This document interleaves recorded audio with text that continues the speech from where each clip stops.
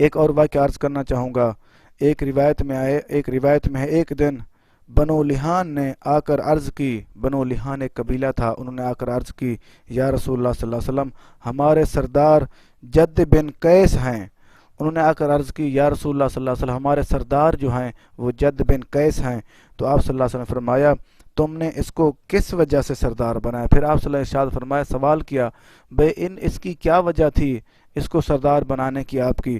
تو انہوں نے عرض کی یا رسول اللہ صلی اللہ علیہ وسلم وہ ہم میں سے زیادہ مالدار ہے۔ دیکھو اس کا مطلب یہ ہوا کہ مالدار کو نہیں دیکھنا چاہیے۔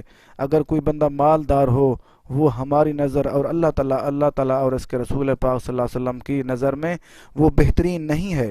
اللہ کے نبی فرمائے وہ عرض کرنے لگے وہ ہم میں سے مالدار ہے مگر ہم یہ دیکھتے ہیں کہ ان میں بخل ہے۔ تو سرکار دو عالم صلی اللہ علیہ وسلم نے ارشاد فرمایا کہ بخل سے بڑھ کر کون سی بیماری ہے؟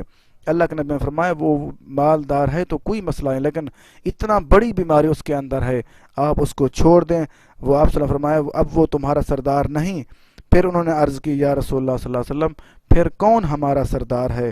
تو آپ صلی اللہ علیہ وسلم نے ارشاد فرمایا تمہارا سردار بشر بن برا ہے، کیونکہ آپ صلی اللہ علیہ وسلم اپنی نگاہ نبوت سے دیکھ رہے تھے، کیونکہ اس کے اندر بخل تھا۔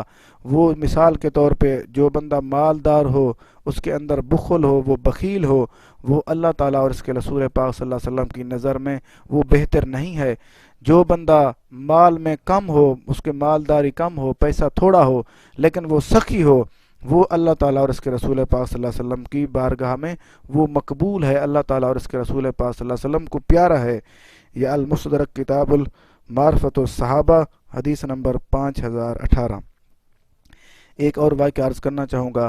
ایک دن سرکار دو عالم صلی اللہ علیہ وسلم کے سامنے صحابہ کرام رضی اللہ عنہم نے ایک عورت کی تعریف کرتے ہوئے عرض کی کہ یا رسول اللہ صلی اللہ علیہ وسلم وہ بہت اچھی عورت ہے۔ عرض کی یا رسول اللہ صلی اللہ علیہ وسلم وہ بہت روزے رکھنے والی ہے اور شب بیداری رات کو عبادت کرنے والی ہے، لیکن اس میں بخل ہے۔ تو آپ صلی اللہ علیہ وسلم نے ارشاد فرمایا پھر تو اس میں کوئی بھلائی نہیں۔ اللہ اکبر! دیکھو وہ صحابہ کرام عرض کرنے لگے یا رسول اللہ صلی اللہ علیہ وسلم ایک عورت کی تعریف کرنے لگے کہ یا رسول اللہ صلی اللہ علیہ وسلم فلاں عورت بہت اچھی ہے۔ وہ ان کی اچھائیاں بیان کرنے لگے، وہ بہت زیادہ روزے رکھتی ہے اور ساری رات عبادت کرتی ہے، لیکن ایک خامی بیان کی، انہوں نے عرض کی یا رسول اللہ صلی اللہ علیہ وسلم اس کے اندر ایک خامی یہ ہے کہ وہ بخل کرتی ہے، بخیل ہے۔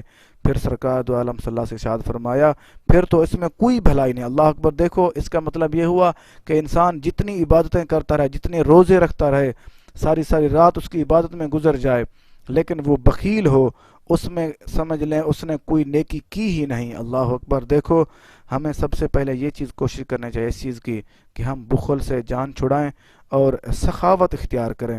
یہ شیب الایمان باب فی جود سخا حدیث نمبر 1912۔ ایک اور واقعہ عرض کرنا چاہوں گا۔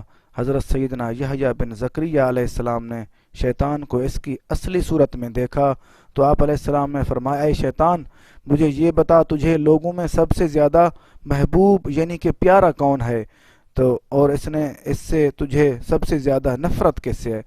تو وہ اللہ کے حضرت یحییٰ بن زکریا علیہ السلام ایک دن شیطان کو اصلی حالت میں دیکھا اور اس سے پوچھنے لگا اے شیطان تو یہ بتا کہ تجھے سب سے پیارا کون انسان لگتا ہے، اور دوسری بات سب سے نفرت کس سے ہے، سب سے گندا برا کون لگتا ہے؟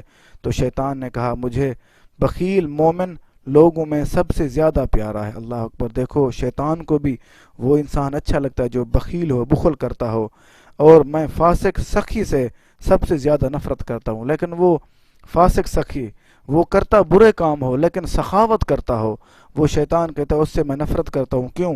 کیونکہ اس نے کہا وجہ بتائی کیوں نفرت کرتا ہوں، کہ مجھے ڈر ہے کہیں اللہ تعالیٰ اس کی سخاوت کو قبول نہ کر لے۔ دیکھو اللہ اکبر! اگر انسان سخاوت کرتا رہے، اللہ تعالیٰ کو کوئی سخاوت کسی کی مجبوری پہ کام آنا اللہ تعالیٰ کو یہ بہت زیادہ پسند ہے، اس لیے شیطان نے کہا اللہ تعالیٰ کو اس کی سخاوت قبول کر لے، اس کے جرم سارے معاف ہو جائیں۔ پھر شیطان نے پیٹھ پھیرے اور یہ کہتے ہوئے چل پڑا اگر آپ یحییٰ علیہ السلام نہ ہوتے تو میں آپ علیہ السلام کو اس کی خبر نہ دیتا۔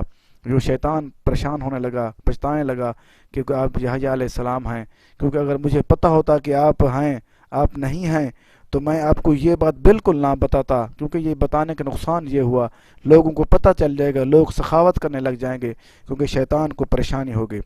یہ احیاء العلوم جلد نمبر 2 صفحہ نمبر 853 ترجمہ والی کتاب میں یہ لکھا ہوا ہے۔